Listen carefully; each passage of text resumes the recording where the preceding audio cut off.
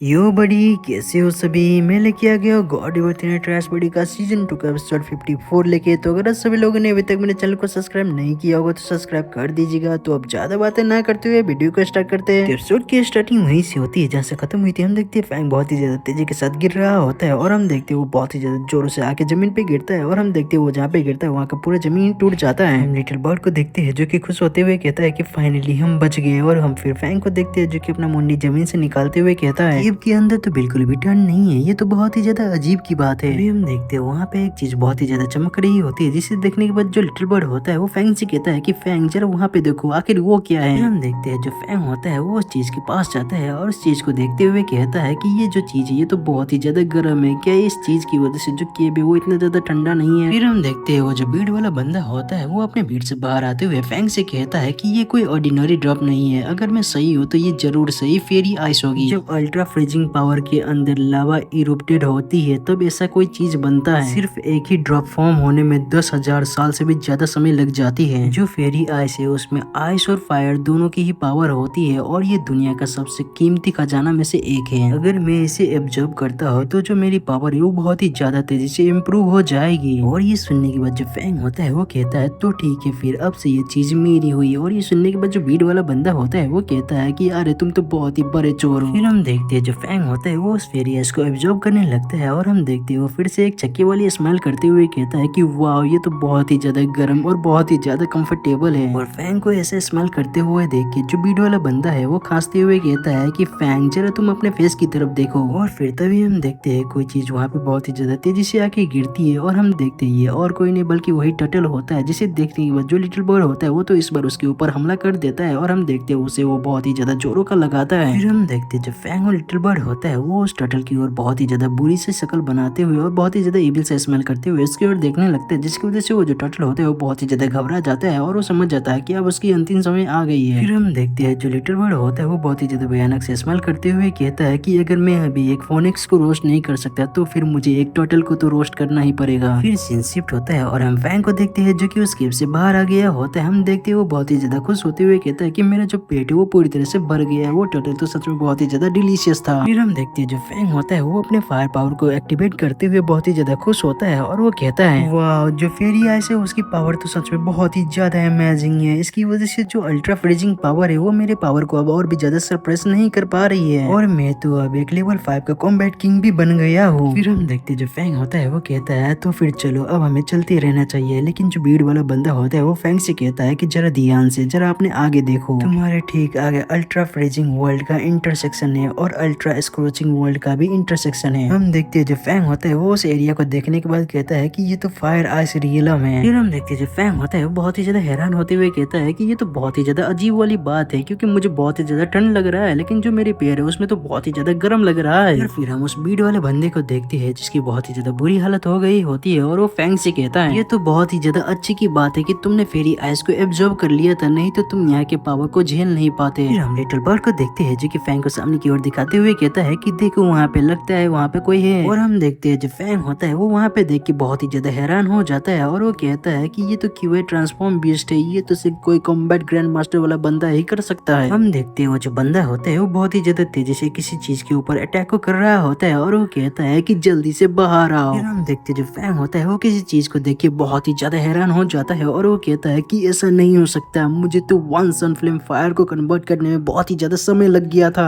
लेकिन ये तो। और हम फिर उस चीज को देखते हैं जो कि और कुछ नहीं बल्कि 9 सन फ्लेम फायर का कोर होता है। फिर हम देखते हैं जो फैंग होता है वो कहता है कि ये जो 9 सन फ्लेम फायर है इसका जो पावर है वो बिल्कुल ही एक लेवल 9 के कॉम्बैट सीन जीतना है। फिर हम देखते हैं जो लिटिल बर्ड होता है वो कहता है कि ये जो ओल्ड मैन है ये एक लेवल 6 का कॉम्बैट ग्रैंड मास्टर है लेकिन इसके लिए भी इस फायर को कंट्रोल करना इजी नहीं होने वाला है। फिर हम देखते हैं वो जो भीड़ वाला बंदा होता है वो कहता है कि मैं तो ऐसे कॉम्बैट ग्रैंड मास्टर को सिर्फ अपने हाथों से ही मसल के रख देता था जब मैं अपने प्राइम पे था। और ये सुनने के बाद जो फैंग होता है वो खुश होते हुए उस भीड़ वाले बंदे से कहता है तो मुझे बताओ कि आखिरकार तुम कौन से लेवल पे थे जब तुम अपने प्राइम फॉर्म पे थे। और ये सुनने के बाद वो जो भीड़ वाला बंदा होता है वो थोड़ा सा घबराते हुए कहता है कि मैं एक लेवल 7 का कॉम्बैट ग्रैंड मास्टर था। और ये सुनने के बाद जो फैंग और लिटिल बर्ड होता है वो उसको चिढ़ाने लगते हैं और कहता है कि छी छी थू, ये चमन तो सच में बहुत ही ज्यादा फेक उच्चन है। और ये सुनने के बाद वो जो भीड़ वाला बंदा होता है वो थोड़ा सा खांसते हुए कहता है कि तुम्हें मेरे ऊपर भरोसा नहीं है लेकिन मैं जब अपने प्राइम पे था तो मैं ऐसे फायर कोर को अपने सिर्फ एक हाथों से से मार सकता था। और ये सुनने के बाद जो फैंग होता है वो उसे कहता है तो ठीक है, मुझे तुम्हारे ऊपर भरोसा है, लेकिन तुम्हें हमें प्रोटेक्ट करना होगा अगर कोई मुसीबत आती है तो। और ये जैसे ही वो सुनता है हम देखते हैं वो सोने के लिए चला जाता है और वो कहता है बाय बाय गुड नाइट, अब मुझे सोने के लिए जाना है। और ये सुनने के बाद जो फैंग होता है वो कहता है अभी तो दिन हो रही है, तो आखिरकार तुम अभी क्यों गुड नाइट बोल रहे हो। फिर हम देखते हैं वो जो फायर कोर होता है वो उस बंदे के ऊपर अटैक कर रहा होता है, जिसे देखने के बाद वो जो बंदा होता है वो भी उस फायर कोर के ऊपर फिर अटैक करने लगता है। हम देखते हैं वो अपना बहुत ही ज्यादा पावरफुल अटैक करते हुए कहता है superior level skill killing over turning. और हम देखते हैं दोनों की अटैक आपस में टकराती है और उसकी वजह से वहाँ पे एक बहुत ही ज्यादा जोरों का धमाका होता है जिसकी पावर बहुत ही ज्यादा होती है। हम फैंग को देखते हैं जो कि उस अटैक को देखने के बाद बहुत ही ज्यादा हैरान होते हुए कहता है कॉम्बैट ग्रैंड मास्टर के द्वारा किया गया सुपीरियर लेवल स्किल सच में बहुत ही ज्यादा पावरफुल होती है। तो फिर देखने से ऐसा लग रहा है कि वो अपने फाइनल अटैक के साथ ही उसके साथ फाइट करेगा। और हम फिर उस बंदे को देखते हैं जो कि अपना अटैक लगातार उस कोर के ऊपर कर ही जा रहा होता है, जिसकी वजह से वो जो कोर होता है वो पूरी तरह से टूटने लगता है। और हम फिर देखते हैं वो कोर फाइनली पूरी तरह से टूट जाता है, जिसे देखने के बाद जो फैंग होता है वो जल्दी से वहाँ पे जाने लगता है और वो कहता है फायर कोर है वो फाइनली टूट चुकी है, तो चलो जल्दी से हम वहाँ पे चलते हैं। और हम फिर देखते हैं फैंग जल्दी से वहाँ पे जाके उस कोर को जल्दी जल्दी उठाने लगता है और हम देखते लिटिल बर्ड भी उसके साथ ही उठा रहा होता है। फिर हम उस बंदे को देखते हैं जो कि फैंग को वहाँ पे देख के बहुत ही ज्यादा हैरान हो गया होता है और वो फैंग से कहता है जो फायर आइस रियलम है वो बहुत ही ज्यादा डेंजरस है, यहाँ तक कि एक कॉम्बैट सेंट के लिए भी, तो आखिरकार तुम यहाँ पे बिना क्रॉस के कैसे आ गए लड़के, तुम तो सच में बहुत ही ज्यादा जीनियस हो, आखिरकार तुम कहाँ से हो। और ये सुनने के बाद जो फैंग होता है वो हंसते हुए उस बंदे से कहता है कि मैं कोई जीनियस नहीं हूँ, मैं तो सिर्फ यहाँ पे बेनिफिट देके इसके फायदे उठाने आया हूँ। और ये सुनने के बाद जो बंदा होता है वो फैंग से कहता है लड़के तुम तो बिल्कुल सीधा सीधा बोलती हो। और हम फिर फैंग को देखते हैं जो कि उसको एक फायर कोर का टुकड़ा देते हुए कहता है आप परेशान मत होइए, मैं कभी भी किसी का फायदा नहीं उठाता सीनियर, आप ये लीजिए जो आप डिजर्व करते हो। और हम फिर उस बंदे को देखते हैं जो कि उस फायर कोर के टुकड़े को ले लेता है और हंसते हुए हमारे फैंग से कहता है सिर्फ एक पीस, तुम तो सच में बहुत ही ज्यादा जीनियस हो लड़के। फिर हम देखते हैं वो जो बंदा होता है वो हमारे लिटिल बर्ड की ओर उंगली से इशारा करते हुए कहता है वो सब छोड़ो, लेकिन ये जो तुम्हारा लिटिल बर्ड है ये लगता है कि यहाँ के प्रेशर को अब और भी ज्यादा झेल नहीं पा रहा है। ये सुनने के बाद जो फैंग होता है वो कहता है कि ये जो लिटिल बर्ड ये तो मेरी हर जगह बस बेइज्जती ही करवाता रहता है। और हम फिर लिटिल बर्ड को देखते हैं जो कि फैंग से कहता है कि मेरी मदद करो मेरी मदद करो। फिर हम देखते हैं जो फैंग होता है वो वहाँ से लिटिल बर्ड को उठाता है और हम फिर देखते हैं वो वहाँ से बहुत ही ज्यादा तेजी से भागते हुए कहता है तो ठीक है फिर सीनियर हम फिर बाद में मिलते हैं। और ये देखने के बाद वो जो बंदा होता है वो हमारे फैंग को रोकते हुए कहता है कि रुको लड़के, मेरा नाम लियो याओ है और मैं लिंगकोंग आइलैंड पे सेंगकोंग स्कूल का हेड हूँ, मुझे सिर्फ होली फायर कोर का सिर्फ एक पीस चाहिए था, तो इसीलिए तुम सभी पीसों को रख सकते हो, बदले में तुम्हें मेरे फ्रेंड बनना होगा, तो बताओ तुम मेरा फ्रेंड बनोगे। लेकिन जो हमारा एपिसोड है वो यहीं पे खत्म हो जाता है। आशा करता हूँ कि आप सही लोगों को ये नया एपिसोड पसंद आया होगा, और अगर पसंद आया होगा तो आप सही लोगों को कुछ नहीं करना, बस लाइक कमेंट शेयर और सब्सक्राइब कर देना है। तो इसके अगले एपिसोड में हम देखेंगे कि क्या फैंग उसका फ्रेंड बनेगा। जानने के लिए देखते रहिए गॉड रिवर ट्रैश बड़ी। तो फिर मिलते हैं फिर किसी और नए वीडियो के साथ, तब तक के लिए टाटा बाय बाय।